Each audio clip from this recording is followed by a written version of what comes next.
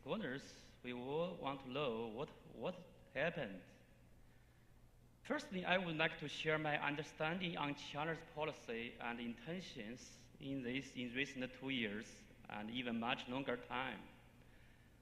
In this dialogue, many guys are talking about China, China's ambitions and China's conversion and China's bullying. However, I think I'm a little confident that I have a much better position to understand Beijing's maritime intentions and policy than most of you. China's sovereignty and maritime claims on the South China Sea have been consistent and continuous at least ever since 1947. Besides, since the late 1990s, China's approach and policy towards handling South China Sea disputes has not been changed, which is to share disputes and maintaining the status quo based on Deng Xiaoping's principle. If there is any change, it is that China's capabilities and determination to safeguard its maritime rights have significantly been strengthened, making its responses to external provocations much stronger and forceful. To be clear, in my judgment, Beijing has no plans to occupy St. Thomas Shore, Sabina Shore, and Sandy Cay now and in the foreseeable future. The reason why China has deployed so much force in recent 2 years at the above features is that it is worried that the Philippines would occupy them. China is a large and complex country, and Beijing has a lot of important agendas to deal with. You may not believe it, but the South China Sea is not even a hot topic in Beijing, which is very, very different from the atmosphere in Manila. In this round of friction between China and the Philippines at the beginning of 2023, Beijing paid little attention on the South China Sea issue. It is the Philippines' provocative actions and irritating statements on the South China Sea constantly reminding Beijing that its sovereignty and maritime rights in the South China Sea are being threatened and challenged, which pushes Beijing's response more and more tough and serious after August of 2023. We need to know that from 1999 to 2022, even in Aquino's third generation administration, there had always been a gentleman's agreement, you may whatever called it, but there did exist an agreement between China and the Philippines on the St. Thomas Shore. This is that Philippines promised not to transport construction materials or reinforce grounded warship. However, the Marcos administration denied it, and President Marcos himself claimed like that there had never been such agreement, and even there had been, he could tear it into pieces. Thus, in the perspective of Beijing, one significant unstable factor in the South China Sea is that some claimants are attempting to change the status quo and even violate the commitment of reform action of inhabiting on the presently uninhabited features in DOC. Although relevant parties had always different understandings of status quo, but everyone agrees that occupying actions should be frozen in separate islands. However, now it seems that some claimants show the intention to break it. For instance, the Philippines claimed last year like that to develop St. Thomas Shore into permanent military outpost and drive China out of the entire West Philippine Sea. Other claimants active in the oil and gas development also sometimes disregard the existing disputes with China over maritime delimitation. Without sharing these disputes, especially feature dispute, the South China Sea will forever struggle for peace. Good news is that the situation on the St. Thomas Shore has returned to normal, and the situation on the Sabina Shore has also cooled down. The second uncertainty from China's perspective is that the interference of the U.S. in the South China Sea disputes and the U.S. Air Force to strengthen military deterrence. Since 2009, the U.S. has increasingly focused on South China Sea policy on China, shifting from relative neutrality on the dispute to taking sides and even direct intervention. Frankly speaking, every South China Sea claim has reasons for being criticized. But the United States has completely ignored the negative behaviors of other claimants and only targeted China, which is obviously not a rule-based of international order, but just great power competition game.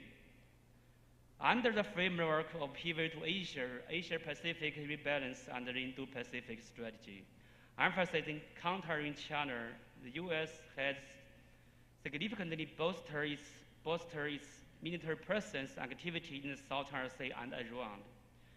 Generally, China doesn't object to U.S. military activity in the South China Sea as long as they don't directly endanger China's sovereignty, security, and operational safety. However, every year, thousands of sorties of military aircraft and hundreds of warships deployed to the coast waters of other coast states are definitely not a peaceful and friendly action as stimulated even in UN Charter and other international law. If the United States has reason to increase its military presence in the South China Sea, China has more reasons and has more resources to do that. Excessive military deterrence will be backfire and counterproductive. I have no interest to making value and stance judgments, but the truth is, from the end of the Cold War to 2009, when the U.S. paid less attention to the South China Sea and Southeast Asia, the situation in the region was generally more stable than it currently is. Finally, one suggestion for external countries and powers.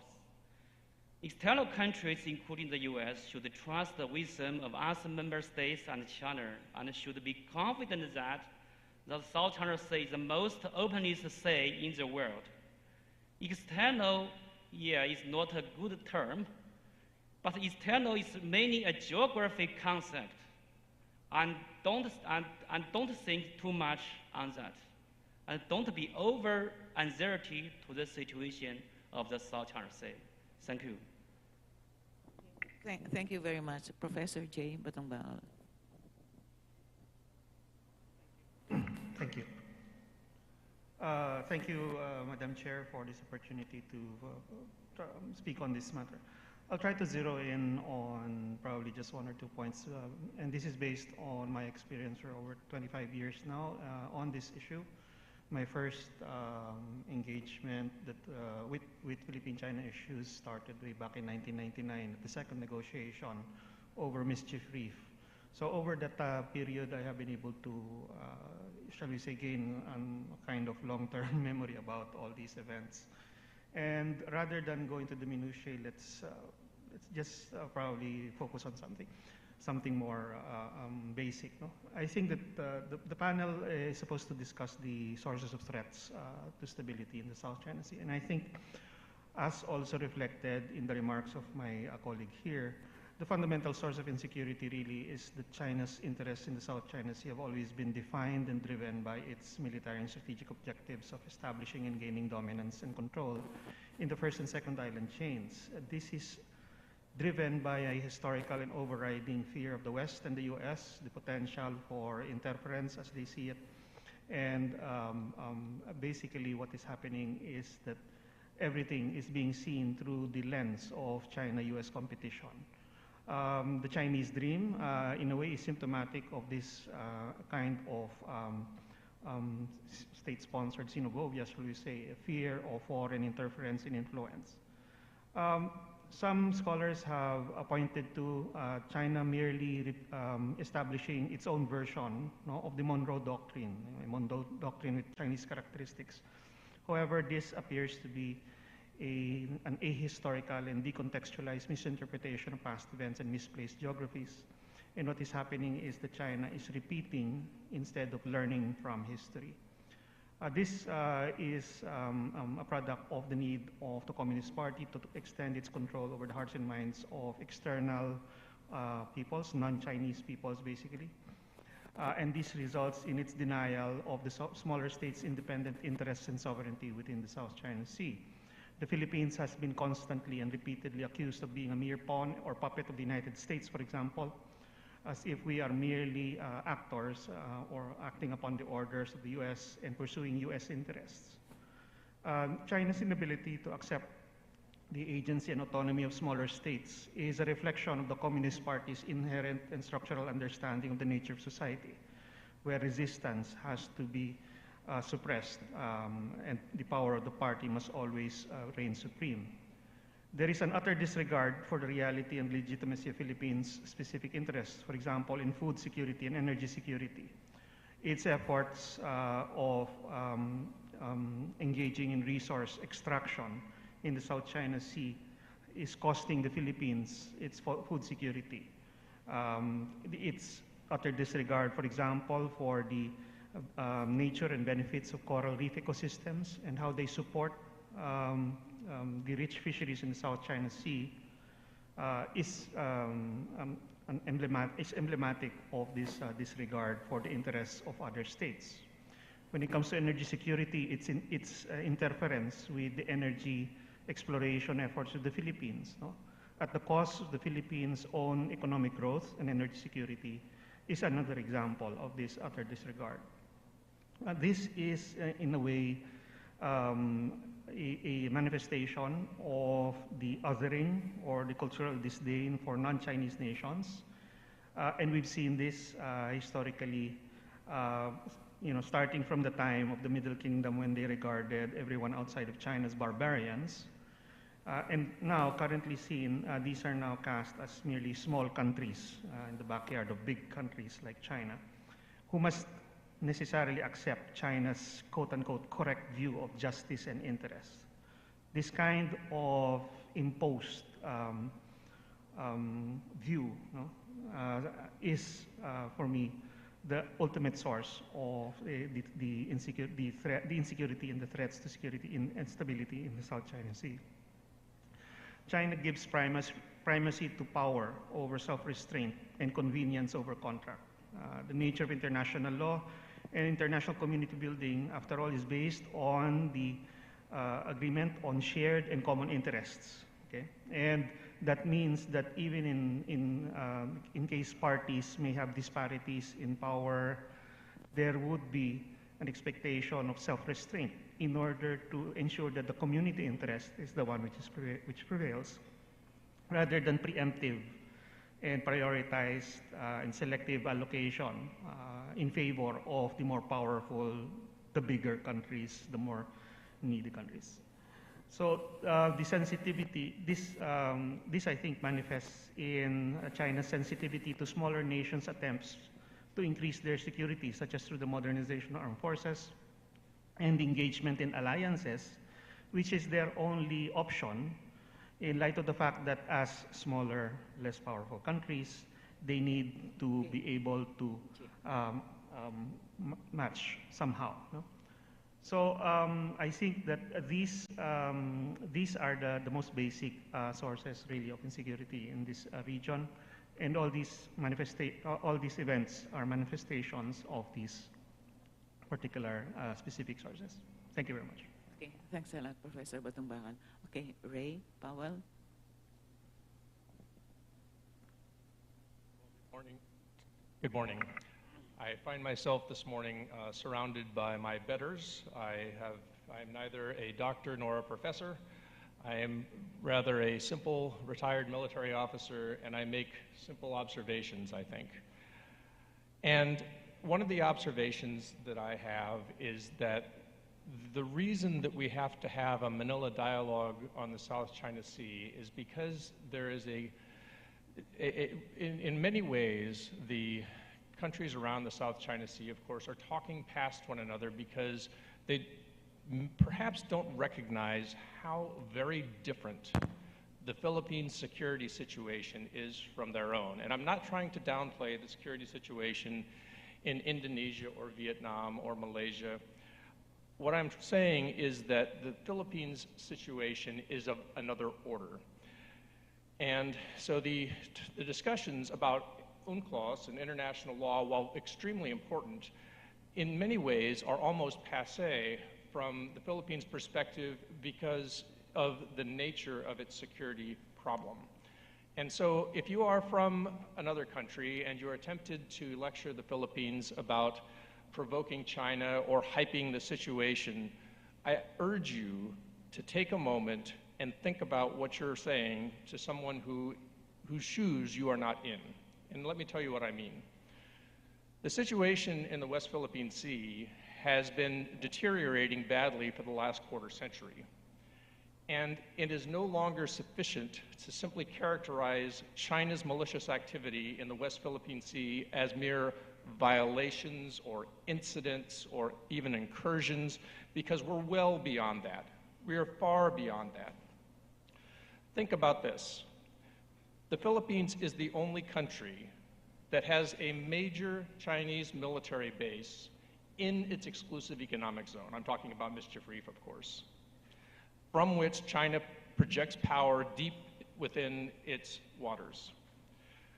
It is the only country that has had its access to major features within its exclusive economic zone controlled and restricted by a hostile foreign power.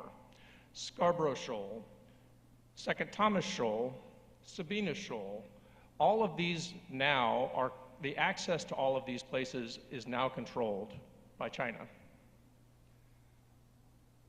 And they are not above using aggressive tactics that we've all seen: locking, swarming, bow crossing, ramming, water cannons, long-range acoustic devices, lasers, other dangerous aerial and maritime maneuvers to control access to features within the Philippines' exclusive economic zone, including features that can contain a military outpost that has been there for 25 years, since before the 2002 Declaration of Conduct in parties of the South China Sea, and a major Philippine fishing ground at Scarborough Shoal.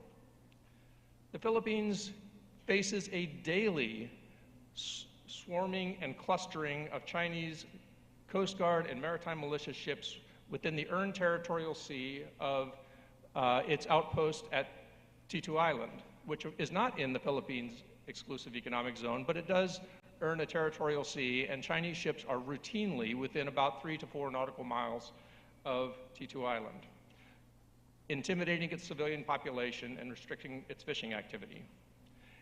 And of course, at places in the Philippines' exclusive economic zone, like Whitsun and Iroquois reefs, there is a regular presence of China's Spratly backbone fishing vessels, part of its maritime militia. In fact, at Iroquois Reef, at my last check, there were dozens of these vessels. So the scope and scale of aggression is far above that faced by its neighbors. It demands a different paradigm for understanding the extent of PRC mendacity and the scope of the challenge faced by the Philippine government. And I'm going to say this very carefully.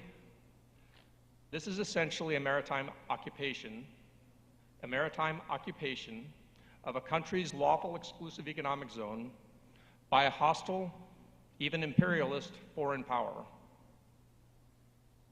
So if we understand this problem as one of a foreign occupation, now we understand what the Philippines is looking at. It's not merely a matter of monitoring China's activity or challenging its approaches, but it's really one of long-term resistance, because that's what you do when you have your territory occupied by a foreign power, and in this case we're talking about maritime zones occupied by a foreign power. So that's what the Philippines is up against, and it's been using peaceful means to do so. You know, the model here is not an armed insurgency, but rather nonviolent direct action in the mode of, say, Mahatma Gandhi in India, which also faced a long-term occupation by a hostile foreign power. And eventually, as we know, Mr. Gandhi and the Indian people prevailed. But it took a long time, of imposing costs upon the imperial occupying force to convince them that it was not in their national interest to remain. So China is attempting to control a vast maritime space by military and paramilitary force. And this, of course, creates vulnerabilities that occupying forces have. And I understand that this idea of an occupation, a maritime occupation, is a novel one and may be hard to get your mind around. But this is really the situation the Philippines faces. Thank you very much. Okay. Thank you very much, Ray. Okay, Dr. Haido. Thank you very much, Madam Chair. I would like to thank the organizers for inviting me to this important forum. And the following presentation is my own view, which do not necessarily reflect those of my Vietnamese government, my institution, the Diplomatic Academy of Vietnam. So I don't have 25 years of experience as Professor J. Batong Bakan, and I may not understand the Chinese foreign policy as Professor Huy Bo, but also I present my modest observation on what happened. So I'm also aware of Professor Jeff O'Donnell said that we don't talk about academic jargon, but I really need to set up the framework for my subsequent analysis. So for me, the topic here about the rule of law and the threat to the rule of law. And of course, the rule of law refers to the application of agreed upon legal principles and norms and framework to govern interactions between states and ensure the predictable, fair, and just outcome in global affairs. So it composed of 6 components. Very quick. The first one is respect for international agreement. Second, sovereign equality and non-interference. Third, peaceful dispute settlement. Fourth, prohibition of use and threat use of force. Accountability, and last but not least, the support for justice, development, and good governance. So from that framework, what I observed that there are 6 threats to the rule of law in the South China Sea. Of course, it's not only about the period 2023 or 24. What I do believe that the threat to the rules of law in the South China Sea has a long history, and I just have a brief summary here. So the first source of threat is non-compliance with UNCLOS. So we see in the South Chinese there exists claims contravene international agreement, especially UNCLOS in 1982. Most notably, not limited to, the China Dash Line, the Strait Bay Lines in the Paracels, the Strait Bay Lines in the Gulf of Tonkin, the claims to historical rights, and of course, last but not least, the foreshore claims. So ambiguity also a problem. No concrete effort have been witnessed on the part of China to clarify the claims under the framework of international law, particularly UNCLOS. Thus, the second sort of threat to the rule-based order is interference with other countries' legitimate resource exploration and exploitation activities. And we see that number of examples here. The first is the imposed indoor fishing ban in the EEZs of other countries. The second, we see also that the Chinese vessel disrupted and harassed oil and gas operation in the legitimate continental shelf of other countries, including Vietnam, Indonesia, Malaysia, and the Philippines. Of course, what happened the more recently with the operations in the continental shelf of Malaysia and Indonesia. The challenge the rights granted under UNCLOS. And we also the use of violence against and also unlawful arrest of Vietnamese fishermen fishing in the Paracel waters. China used force to seize Paracel from Vietnam in 1974. So the third source of threat is the aggressive maritime activities. China Coast Guard and maritime militia have engaged in confrontation actions as ramming, harassing vessels from other claimants, as Powell already mentioned, including Philippines, Vietnam, and other countries, violating correct and other international legal instruments, raising tensions and sidestepping lawful means of dispute settlement. There's no clear intent on settling the dispute peacefully. Gray zone operations imply coercive intents and undermine trust among the nations. On contrary, adopting domestic legislation such as the Coast Guard law and regulation to implement that law also a sign that to contravene the international law. The fourth source of threat is the rejections of international legal ruling, despite to ruling that invalidated China's expansive maritime claims. There's also effort to continue to assert the sovereignty over the vast areas of South China Sea, undermining the authority of national legal mechanism and the rule of law in upholding fair outcome of dispute states. The fifth source of threat is the encroachment on the sovereign equality. So the proposal for the joint exploitation of resources in the legitimate EEZ and continental shelf of other states. There's also the effort to refuse to recognize the rights of other smaller states in defending its rights, blaming it for the geopolitics and great power competition. And the sixth, we're also very concerned about the militarizations of disputed territories, the construction of military facilities on artificial islands in disputed areas onto the statewide coast, violates the intent of international law to maintain this region as peaceful, non-militarized zone until the dispute are resolved. So militarization not only exacerbates tensions, but also threatens the freedom of navigation and overfly, preserved under UNCLOS and prompting appropriate responses. So of course I will briefly just mention that the rules of law international relations have created the predictable, stable, and fair global order where state, organizations, and individuals understand by established norm, and that is very important to maintenance of peace and stability. So it also requested to come up with actionable measures. So I come up with the four, and I've mentioned very quickly.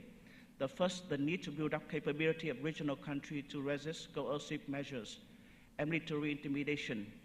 The second is improving economic and political resilience of the country so that they can cope with that, to reduce the vulnerabilities to other type of coercion.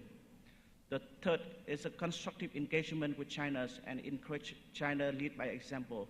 For example, they did a very successful delimitation in Gulf of Tonkin on the basis of UNCLOS. The fourth, we need to stand the ground. Again, any kind of coercive measure. And that is the end of my presentation. Thank you.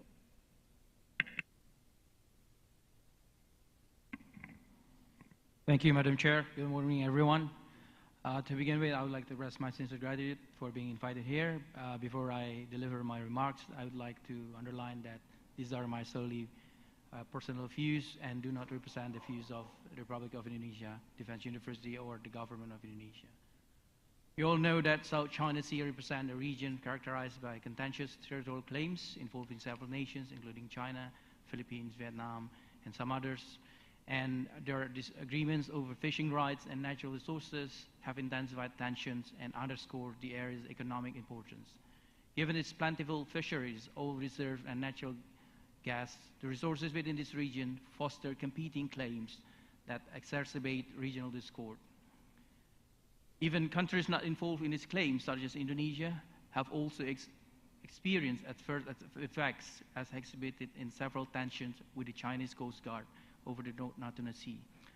However, at the center of the existing tension also lies the rivalry between the major powers manifested through their conflicting interests in sovereignty, trade routes, and regional supremacy. China's 9-dash line claims directly oppose the FONOPs proposed by the US, has brought ongoing competition and significantly complicates regional security dynamics as both nations strive for dominance and influence. China has in fact advanced its blue water navy strategy, which reflects its ambition to emerge as leading maritime power, deploying substantial naval forces. It seeks to control critical maritime routes and reinforce its territorial claims. And this strategy entails fortifying artificial islands, establishing military bases, underscoring its dedication to consolidating its presence and influence in the South China Sea. Concurrently, the region has also witnessed a significant increase in military presence, characterized by intensified activities and deployment from both regional and external powers. China's military expansion is counterbalanced by the U.S. FONOPS designed to contest China's extensive claims. And this FONOPS is also conducted with regional allies and partners to uphold a free and open Indo-Pacific by implementing a rule-based international order. The dynamic of the South China Sea have become progressively integrated due to the involvement of non-state actors, such as Maritime militia. These entities frequently employ gray zone strategies and tactics, complicating enforcement and jurisdictional matters. Moreover, environmental degradation is another critical concern, propelled by overfishing, damage to coral reef, and pollution exacerbated by military and economic undertakings. And the situation can become more problematic as it has garnered interest from external powers through joint patrols and military exercises. Their presence can incite a more assertive Chinese response, which may also prompt Russia and the other allies to counter the US-led containment strategy. In summary, I would like to propose 8 significant issues regarding the threats and challenges in the South China Sea. First is definitely the overlapping claims and the disputed waters will always become a fundamental issue that may likely trigger tension in the area. Second, strategic rivalry between major powers and their allies will also serve as principal driving factor that might escalate the dynamics in the disputed waters. FONOP's containment strategy, as well as the aggressive response and behavior from China, will also trigger more tension in the future. And it's not only deal with the claimant state, but also include the non-claimant states. And a major power country shows that it may employ its preferred method, which may contradict the established norms of international law. Third, escalating militarization by both leading powers in conjunction with Southeast Asian nations may also trigger and provoke prevailing tension in the disputed area. With the build-up of artificial island equipped with the military facilities demonstrated by China has been mimicked and replicated by some other Southeast Asian nations, as we have witnessed emulated by Vietnam. And fourth, competition for energy resources, particularly regarding the resource extraction, can potentially exacerbate tension among Southeast Asian nations and as well as the extra-regional actors. Fifth, environmental issues may also pose significant challenges that can disrupt the dynamics in South China Sea. Problems such as overfishing, pollution, habitat or coral reef degradation, and ecological damage might escalate tension in these disputed waters. Six, intensified utilization of gray zone strategy and tactics could worsen the situation in the disputed water in South China Sea. Emergence of non-state actors in conjunction with state actors has complicated the dynamics in these contested waters. Maritime militia, civilian fishing fleets with paramilitary training together with the Coast Guard are frequently employed to engage with state apparatus in the South China Sea. Seven, complex multi-domain operations between the major powers may also influence nations in the contested maritime regions. Both the major powers have established their respective cyberspace, aerospace forces, and even recently, one of the major powers has recently formed its information support force. And this is related with the influence operations that have been utilized to shape perception in the region among the Southeast Asian countries. And this can cultivate a sense of acquiescence toward their strategic objective. And the last one, 8, presence of extra-regional actors may incite more aggressive responses and increased involvement from external entities.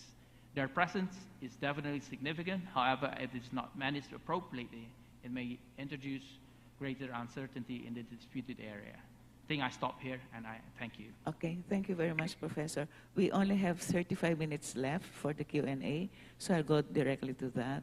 Since I cannot attempt to read all your names, I don't have bionic eyes yet.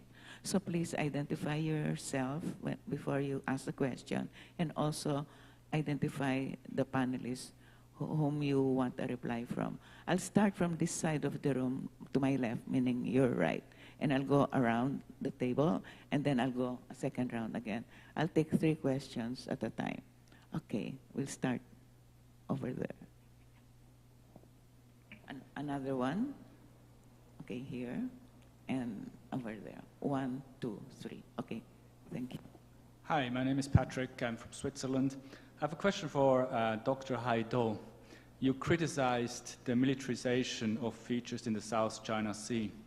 But now we have a satellite picture showing that actually Vietnam is massively building up some of its features. And there's suspicion that a runway or some runways of up to 3 kilometers will be built. How does that go together, your criticism of militarization and what seems to be Vietnamese militarization of features? Thank you. Next, I think it's General Bautista. Good morning. I'm retired General Bautista from the Philippines. It is obvious that the Philippines and China have different positions in the West Philippine Sea or South China Sea. And the Philippines has chosen to resolve this issue through peaceful means and even submitted the case for arbitration. And the PCA of 2016 has given its ruling. Notwithstanding, China has demonstrated aggressive behavior towards the Philippines. And we all know what the ramming, water cannon, use of laser, even brandishing bladed weapons. And we have heard so many explanations, including China's rationalization of it. But please, help me understand what China hopes to achieve by such display of arrogance. Thank you. Third question. I think we had Mr. Yeah, right. Okay, over there. Yeah, thank you. I'd like to address my question to Professor J. Batumbakal. There is a provisional arrangement between the Philippines and China on the rotation and resupply mission on the second Tama Shoal, which is a submerged feature that is clearly inside the Philippines' EEZ. So some in the Philippines view that provisional arrangement as a concession because the shoal is not within any overlapping zone. So UNCLOS, if I understand correctly, recommends provisional arrangements for countries with overlapping maritime zones, only if the overlapping maritime zones are legitimate. So meaning my EEZ is overlapping with your EEZ, so let's have a provisional arrangement in the overlapping area as we continue to talk to find a final solution. So my question is there a legal basis under the Law of the Sea Convention for the Philippines to agree to such provisional arrangement? Thank you. Okay, can we have the replies now? We'll start with Professor Hu.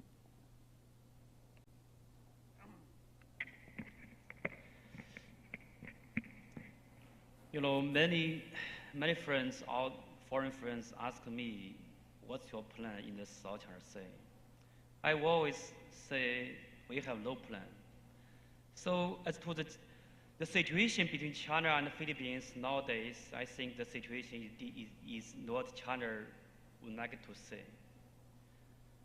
If you look back a little earlier, in the early of 2023, Beijing has used all kinds of diplomatic means to persuade the Philippines not to change the status quo.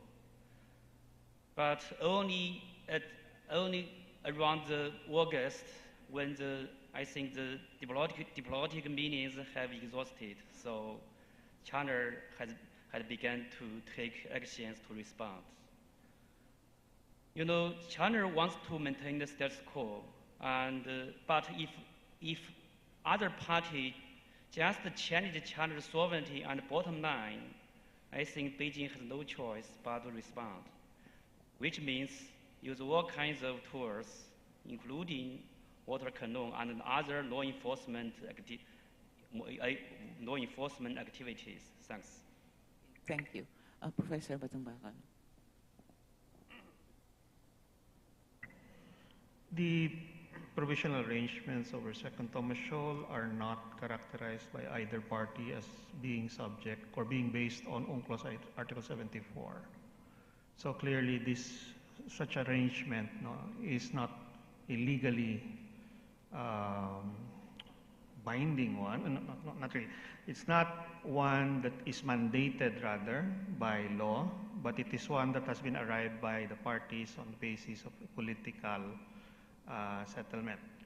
And the purpose of that arrangement clearly is that neither party wants the situation to escalate out of control, given that China exercised an illegal use of force against Philippine units in the Second Thomas Shoal and violated the sovereign immunity of Philippine vessels in Second Thomas Shoal. The next step, the escalation path to that, obviously is something that neither party wants.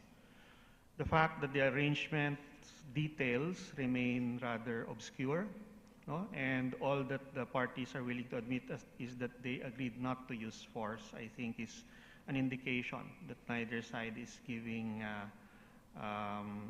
up any ground, especially legal grounds, in this situation.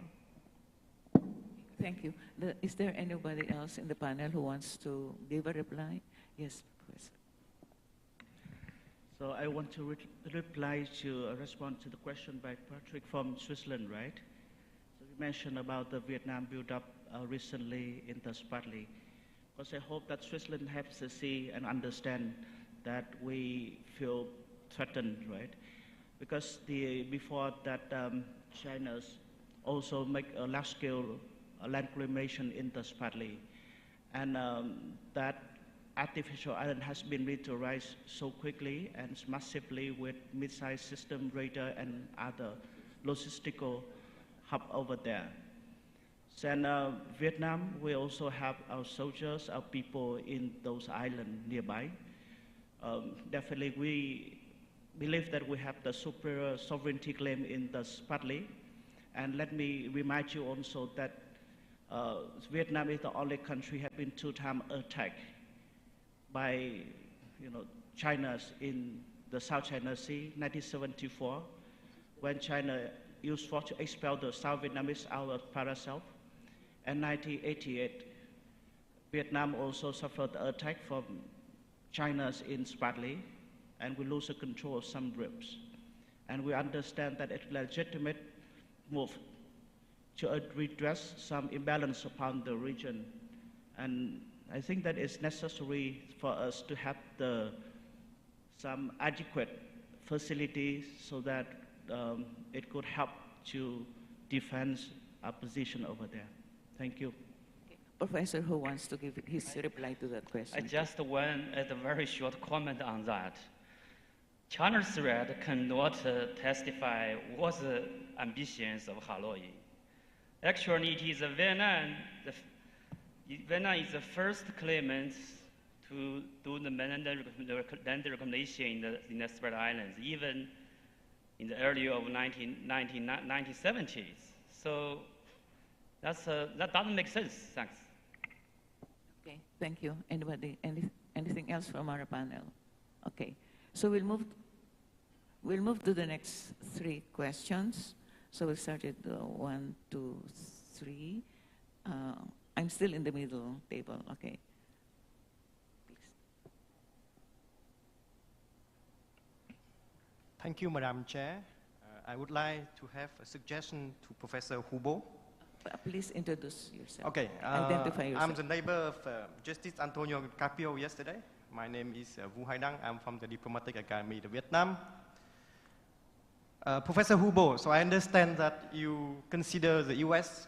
as the troublemakers in the South China Sea. So I would like to suggest that maybe you should take the fight to those devil Americans instead of taking the fight to the Southeast Asians. So maybe you should claim sovereignty over Hawaii instead of Paracels. Maybe you should draw the dashed line in the Arctic instead of the South China Sea, because you didn't do anything. Just take the fight to those devils, not to us. Thank you. Okay, thank you. And next question, number 2 and number 3. Okay. Thank you very much. I think I want to make a quick comment on on Professor Hu, and then I want to have a question to Okay. Mr. Powell. Are you giving? You're not giving a question. You want to give a comment. Well, a comment to Okay. I'm just taking questions right now. Is it okay? Okay, that's So, fine. Well, you don't have a question.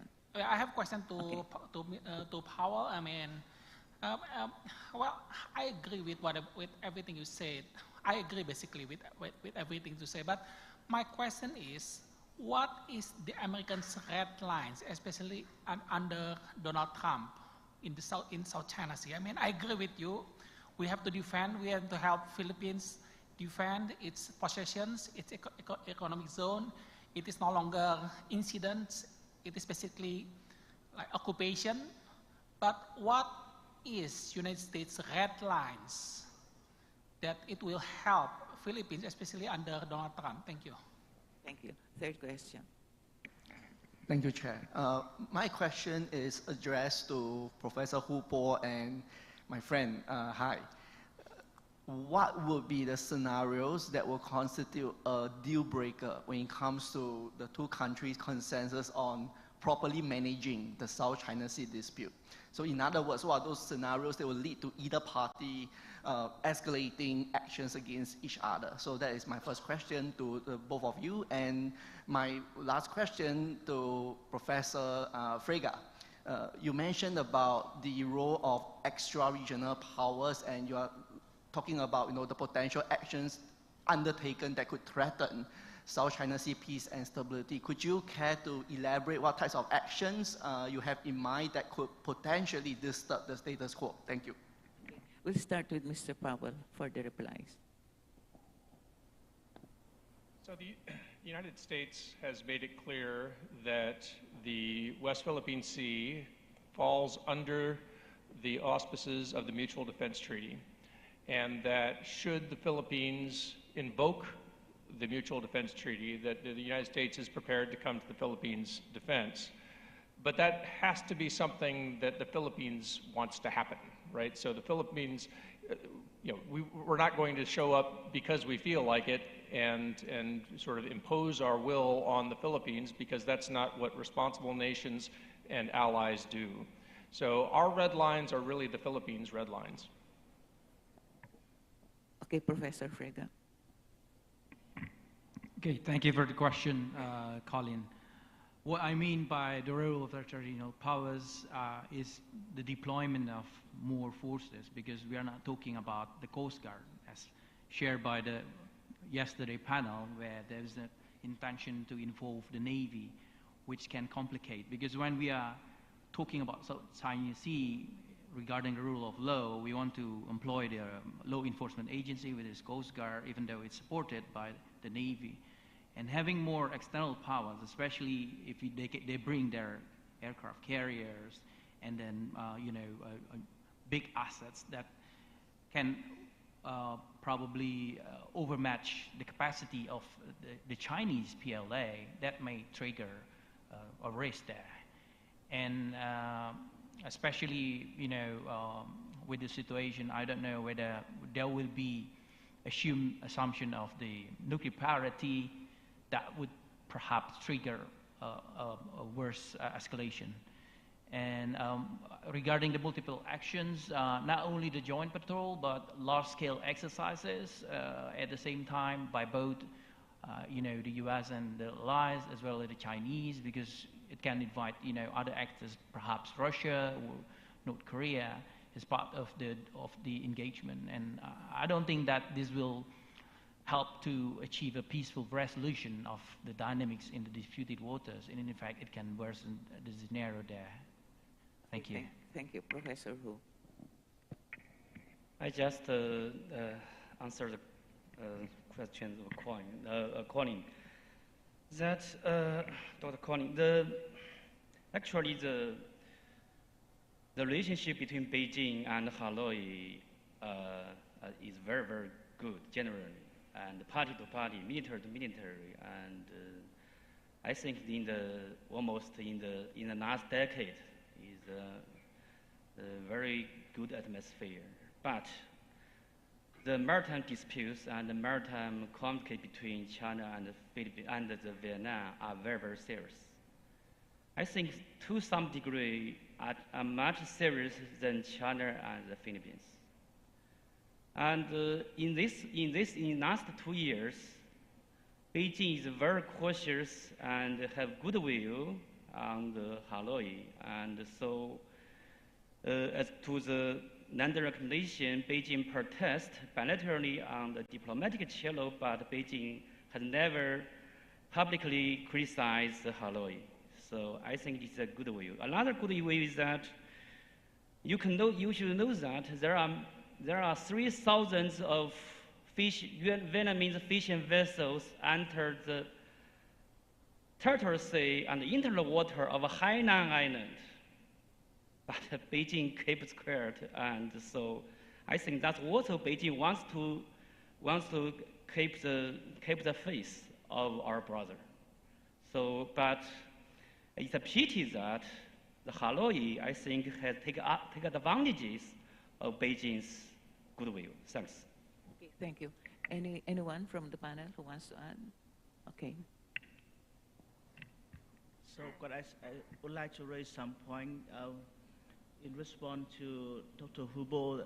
Of course, I heard the allegation about 1,000 Vietnamese ships intruded into Hainan territorial waters. And I have some suspicions about that account because there are several reasons. The first one is the water around Hainan Island is not much fish over there. So they have no reason to go there to fish. And even if the fish over there, they will face a huge fleet of the Chinese fishing fleet, and they have no chance to survive. I think the second reason is that Hainan Island is strategically important to China, especially the submarine base over there. And I think that is not easily to get into that areas because that may be reason for surveillance for any type of reconnaissance that would not allow to approach it. And the third one, that we have the facility, we have the platform to check.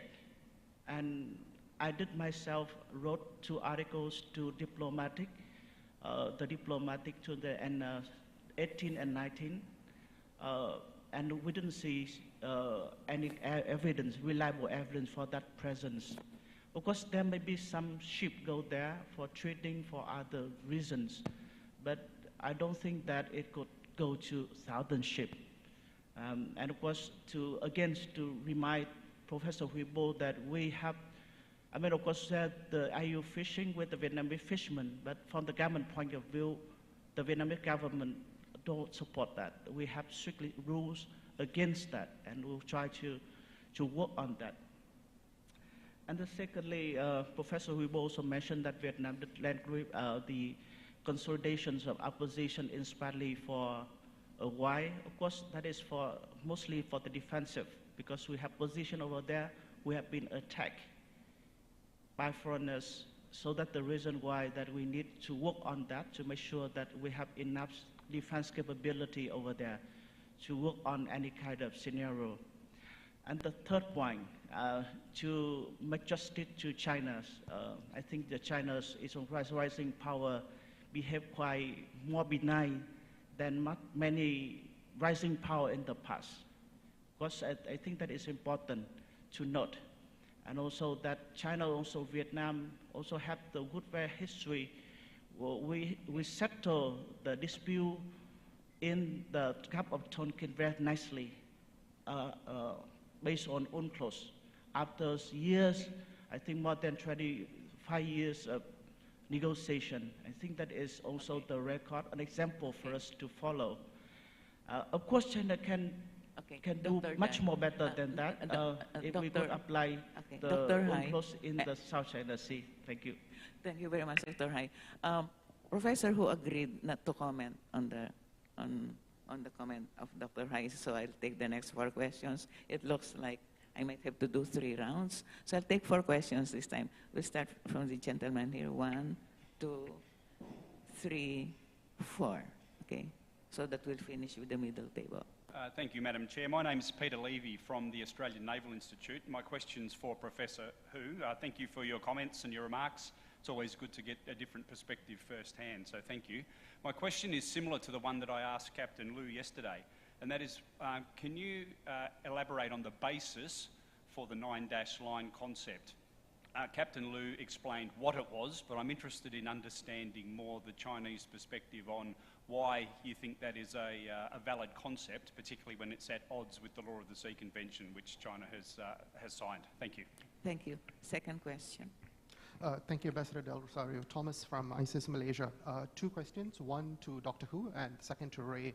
Dr. Hu, I think you mentioned earlier that the US has just done sorted freedom of navigation operations against China in the South China Sea. Well, the Americans have also done FONOPS operations against Malaysia. Many of these are recorded, but you don't see Malaysians, whether it's government officials, Ministry of Defense, the general public, reacting in the same way when it comes to a report compared to, let's say, CCG's presence in Malaysia's EEZ. Why do you think that is? Ray, I appreciated your comments on the different perspectives of Southeast Asian states. I agree completely. Do you think that Southeast Asian claimant states can ever come to some kind of meaningful cohesion or agreement on the South China Sea, or has that salami already been sliced? Okay, thank you. Question number 3. Good morning. My question is addressed to all the panelists. In the context of the disputes, what does it mean to use force? Is it merely a threshold with anything less than lethal being acceptable? Thank you. Okay, thank you. Number 4, please. Please identify yourself. Hi, this is James Kraska from the U.S. Naval War College, Stockton Center for International Law. So I have sort of a companion question to your question, and in particular to Hugh Bo, which is, what is the Chinese conception of a threat or use of force? Because the rest of the world looks to Article 2, Paragraph 4 of the Charter of the United Nations, and this has been interpreted as an imminent attack. And yet you sort of suggested, if I heard you correctly, that just the mere presence of U.S. or other countries' naval warships or aircraft beyond 12 nautical miles somehow constitutes a threat or a threat of force. That's not what the Secretary General of the United Nations determined in a 1985 study group published in which they concluded that the threat of the use of force was an imminent attack. This is also the same conclusion that, that Ambassador Tommy Koh of Singapore, the president of the 3rd UN Conference on the Law of the Sea, determined as well. And there's numerous other scholars and national statements on this regard, so I'd be very interested in China's position on this, to your understanding. Thank you. Thank you. So I suppose, Professor Hu, they're all yours. Okay. As to China's maritime claims in the South China Sea, I think very clearly, I think my understanding is that the Dash-9 just decide the scope of China's maritime claims. But the waters inside the Dash-9 totally, of course, are not territorial sea. I think there are 4 categories of interest. First, of the sovereignty of four separate groups. Secondly is the internal water and the territorial sea of the 4 shas. And the third is the EEZ and the continental shelf of the 4 shas. The finally is the historical rights. You know, Beijing's position, you maybe think that there are arbitration ruling, but Beijing's policy and position on that is very clear. We will not accept, and we have followed to the arbitration ruling. So I couldn't represent Beijing, so I just tell you the Beijing's position on that. As to the military operation in the South China Sea, as James mentioned, I think for a long time, U.S. military always in the South China Sea and around, not a news. But in the just at the beginning of the follow-ups of warship Larsen in the 2015, I think before you guys you guys conduct follow-ups, we follow, no problem. And you transit Taiwan Strait, okay, we follow, no problem. But after that, every operation follows with the U.S. series of propagandas and the media's hyping. That makes I think I'm a professor major in sea power, and so I think the military activities, the politicalized of military activities in the South China Sea is a problem. Most of the military activities themselves may be okay, but military political sides of this kind of operations and also hyping this kind of operations is a problem. Thanks. Okay. All the questions have been replied to. And anybody else from our panel who wants to say anything? Okay. Ray? Okay. So, yeah, several things. One, with regard to freedom of navigation operations, that is a program that has existed for over 4 decades. It has existed around the world, as has been indicated that by Mr. Daniel. The U.S. conducts it any time that there is an excessive claim. So, what is new is not the existence of the program, but the reaction by China. I urge everyone, if you are unfamiliar with the program, there is not a better guide in the world than the one put out by the Belfer Center at Harvard several years ago. You can Google it. Basically, it's freedom of navigations in the operations in the South China Sea, and I love it because it's got pictures. And as I said, I'm a simple guy, and it very, very clearly explains it. And in fact, after the 2018 incident in which a U.S. and Chinese ship almost collided during a freedom of navigation operation, I brought that to my counterpart in Canberra, my Chinese counterpart, as a defense attaché, and went through it with him. And I think he actually understood it quite well, and said, look, this is what we do, this is not new. Secondly, on the question of whether we can come to an agreement in the South China Sea, I am a code of conduct pessimist. I don't think there will ever be a code of conduct in the South China Sea, because frankly, it's not in China's interest to have one. It's much easier for China simply to change the facts on the ground and eventually impose its will. So I think that will be an endless process. So I think that the best hope lies in sort of bilateral or minilateral arrangements made amongst various states like the U.S., like the Philippines and Vietnam have been working on recently. Finally, I just want to make a comment on the 9-dash line question, and I encourage everyone to go out and listen to some of the news footage released by Indonesia recently during the harassment of their survey activity in the North Natuna Sea, and listen to what the China Coast Guard says. They announce very clearly that China has indisputable sovereignty over the Spratly Islands and adjacent waters, which apparently includes the North Natuna Sea. So indisputable sovereignty. So anytime you hear this line from China that, well, we don't claim sovereignty over the entire 9-dash line, we only claim it over, say, the Nansha Islands and adjacent waters. Well, adjacent is interpreted very broadly depending on their need to do so. Thank you. Okay, thank you. We'll have Dr. Jay first, and then Dr. Hai. Yes, actually, to add on to the comment on the 9-dash line, the nature of the 9-dash line, thank you, Dr. Bo, for your explanation. The problem here is that there are always different explanations for the 9-dash line. As of 1995, for example, Dr. Ji Gugao, who became China's representative and member of ITLOS, wrote an article offering 3 different interpretations of the 9-dash line, 3 different ways. And it seems that despite that, China has not settled on an actual explanation. And yet, China insists on asserting indisputable sovereignty on waters well beyond any potential median line between any of these 4 shas. Best example, 2022, 60 nautical miles off of Pangasinan, which is just off Luzon, the China Coast Guard intervened and interfered with a marine scientific research expedition of the Philippines and Taiwan, asserting sovereignty over that area of the open sea, far away from any other potential Chinese island and much closer, 50 to 60 nautical miles off what is indisputably Philippine territory, Luzon itself. So that, I think we have a real problem there.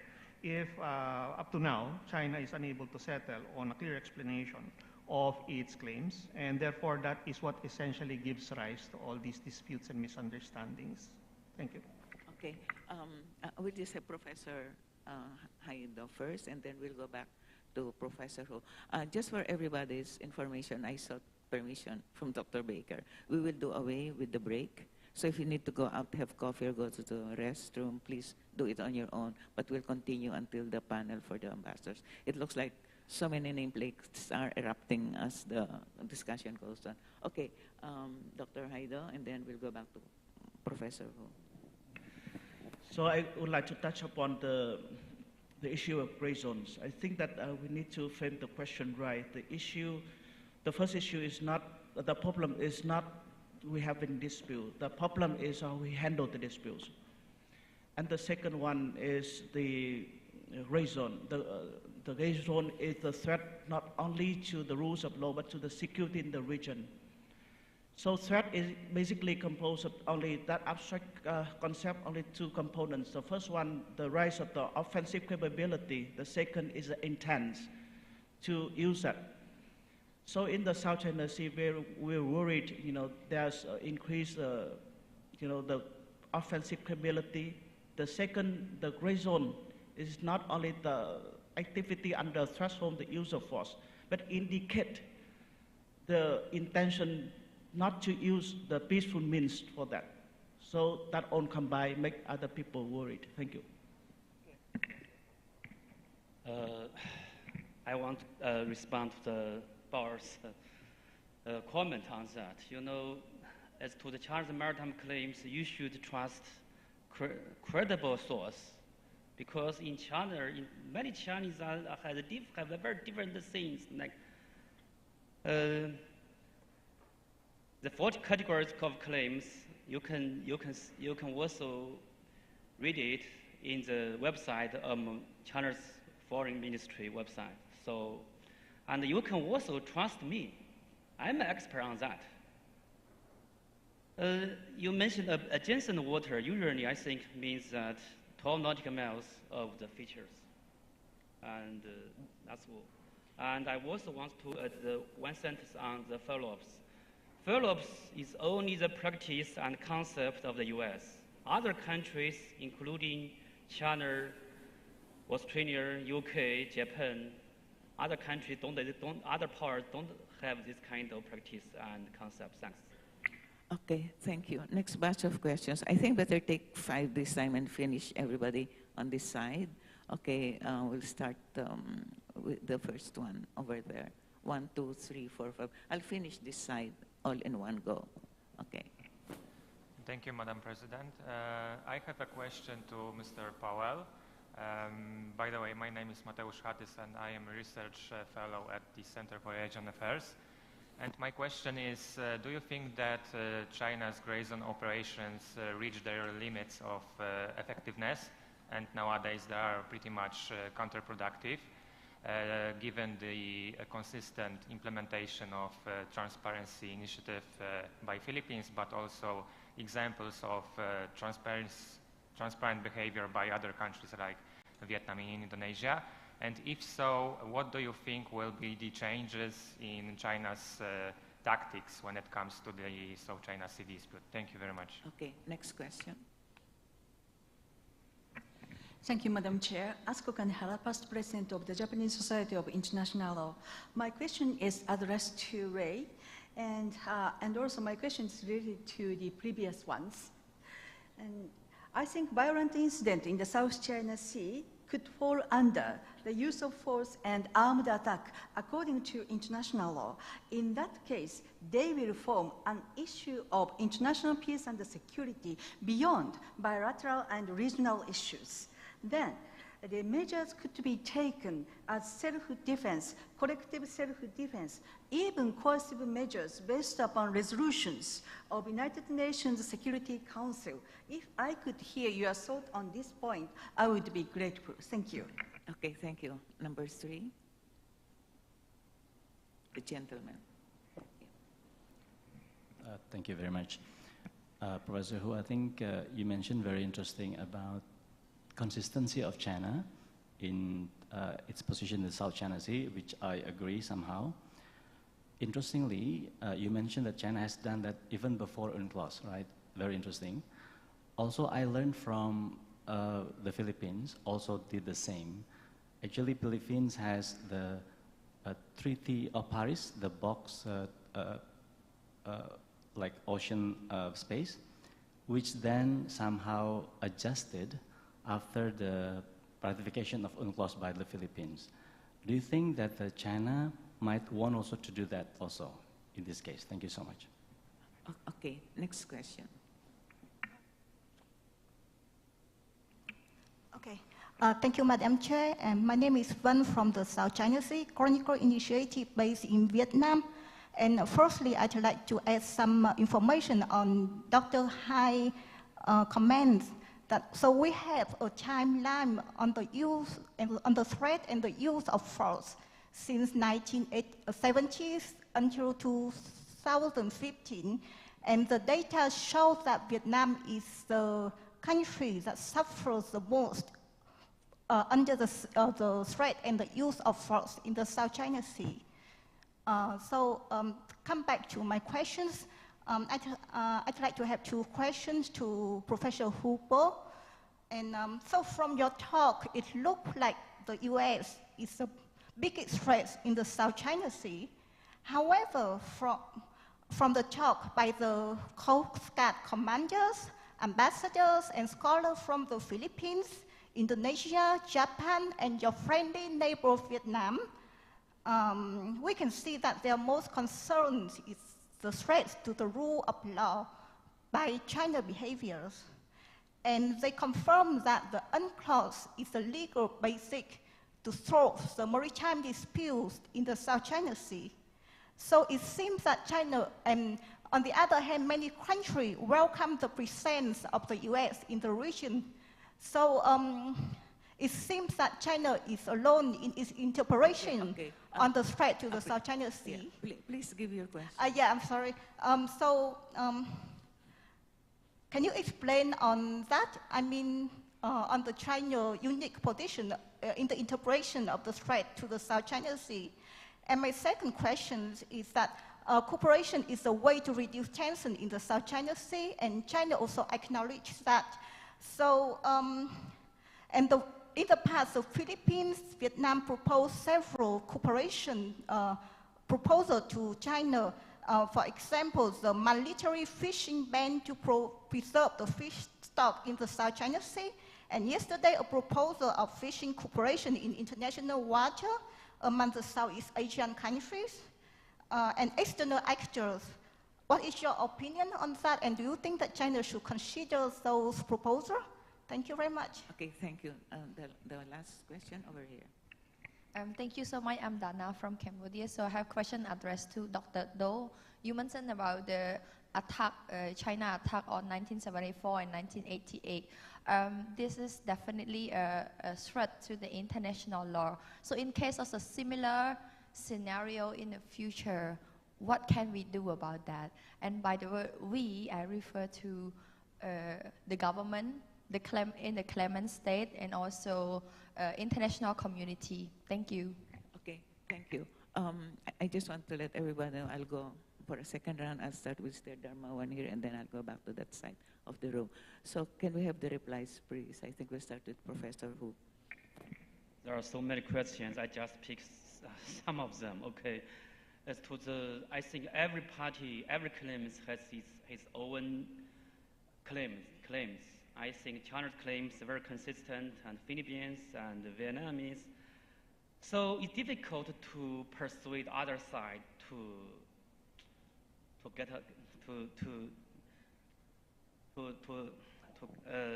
quit it up. So as far as I know, Beijing's policy and claim towards the South China Sea will not be changed in the foreseeable future. So, but as China's perspective, the Philippines policy claims are not consistent enough. So, the second question about I don't say that the U.S. is the troublemaker in the South China Sea. I just share the China's perspective. So, and also I can share with the fishing, go back to the fishing vessels of Vietnamese. It's not a news that Vietnamese fishing vessels go everywhere in the South China Sea, in the undisputed waters of Malaysia, Indonesia, and China. So I have a data if you like. I can share with you. As to cooperation, China is very open to the South China Sea cooperation.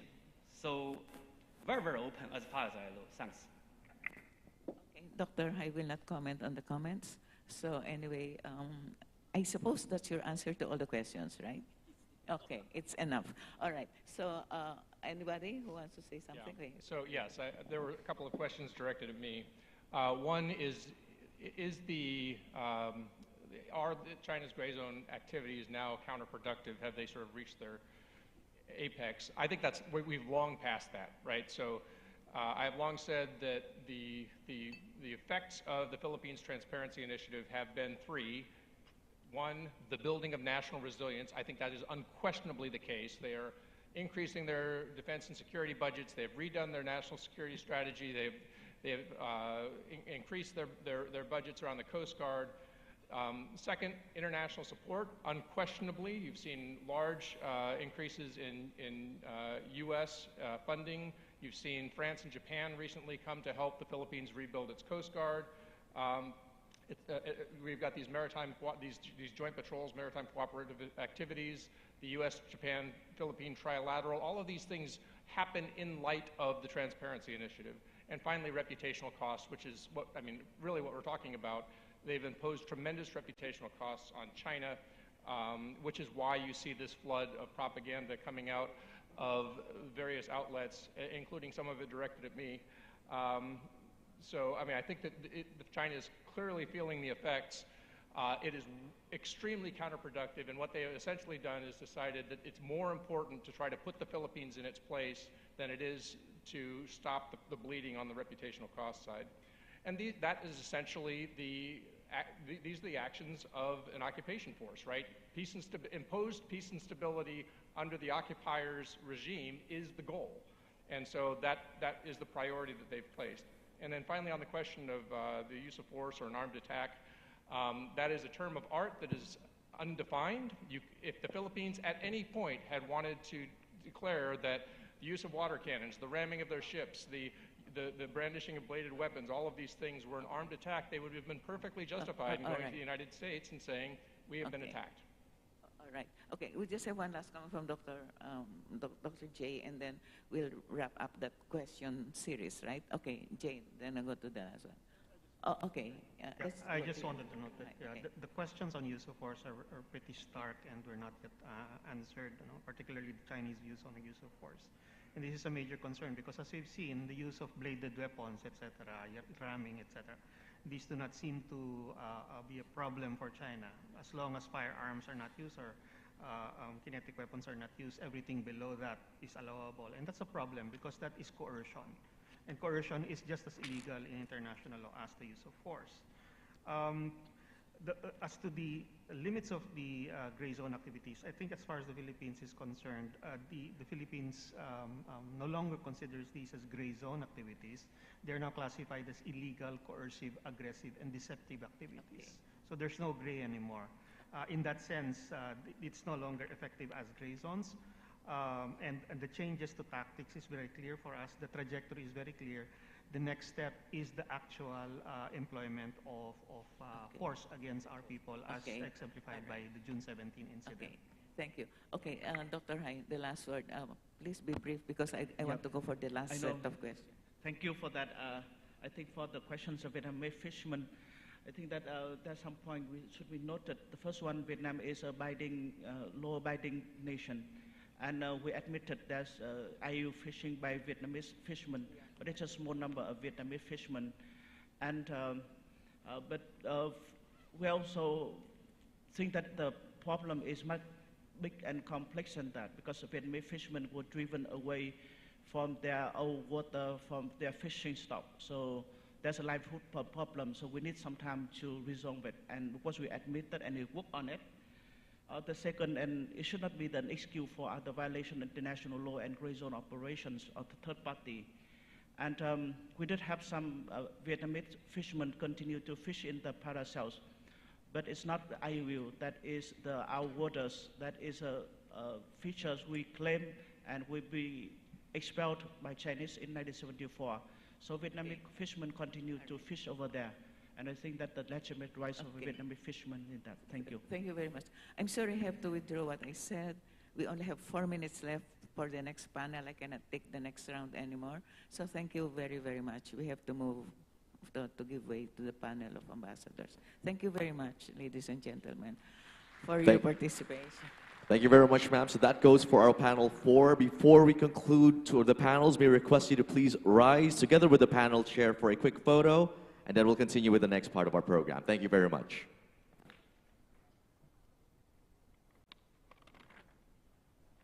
So while our panel and panel chair are taking their photos, the rest can still continue with getting their snacks or coffee, but we will strictly still continue and start the next panel at exactly 10:45.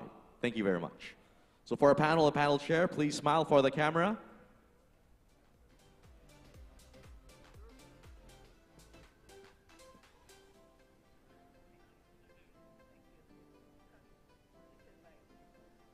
There you have it, ladies and gentlemen. Thank you very much for our first panel of the day.